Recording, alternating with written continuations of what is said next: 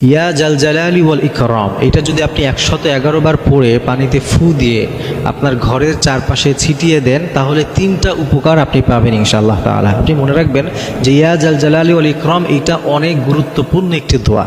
এই দোয়াটিতে আল্লাহ তাআলা অনেক ফজিলত রেখেছেন, অনেক কিছু এই দোয়ার মধ্যে আল্লাহ তাআলা রেখেছেন। এই জন্য আপনি এই দোয়ার আমল সবসময় করবেন।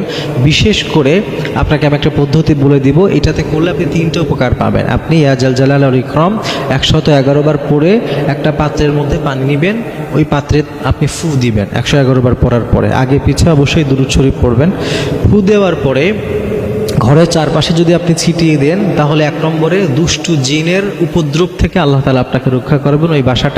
ওই বাসায় যত সদস্য থাকে তারা রক্ষা পাবে। যদি আপনি বাসার চারপাশে আপনার যতগুলো ঘর আছে ঘরে ছিটিয়ে দিলেন, বাসার চারপাশে ছিটিয়ে দিলেন, দুষ্ট জিনের উপদ্রব থেকে আপনি বাঁচবেন। 2 নম্বরে বিভিন্ন রকমের বিপদ আপদ থেকে আল্লাহ তাআলা আপনাকে রক্ষা করবেন। এবং 3 নম্বরে সংসারের যত অশান্তি আছে এগুলো থেকে আল্লাহ তাআলা আপনাকে দূরে রাখবেন যদি আপনি এটার আমল করতে পারেন। অনেক সময় দেখবেন বাসা বাড়িতে বাচ্চারা আছে যারা খাবার খেতে চায় না, রাতের বেলা ঘুমোতে গেলে কান্নাকাটি করে। অনেক সময় আপনার নিজেও রাতে ঘুমোতে যাচ্ছেন, একটা অশান্তি বিরাজ করছে, বাজে স্বপ্ন দেখে ঘুম ভেঙে যায়। নানানভাবে কিন্তু দুষ্ট জিনরা আমাদেরকে বিরক্ত করে, নানানভাবে বিরক্ত করতে পারে।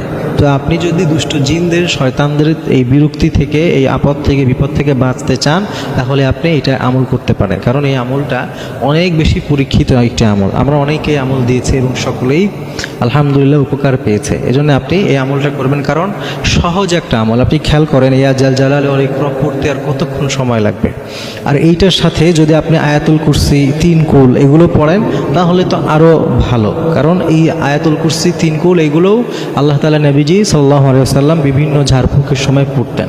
তো আপনি যদি চান এগুলোর সাথে অ্যাড করতে পারেন, কিন্তু 111 বার ইয়া জাল জালালি ওয়াল ইকরাম এটা আপনি পড়বেন। আগে পিছে দুরূদ শরীফ পড়ে এটা পরে ফু দিলেন, এরপরে আপনি চাইলে আয়াতুল কুরসি পড়ে ফু দিবেন, এরপরে 3 কুল একবার করে পড়ে ফু দিবেন। তারপরে যত কিছুই আপনি পড়েন আগে এবং পরে শেষে গিয়ে অবশ্যই 3 বার করে দুরূদ শরীফ পড়বেন। এইভাবে যদি আপনি আপনার ঘরের চারপাশে ছিটিয়ে দিতে পারেন এবং চাইলে এই পানিটা আপনি খেতেও পারেন।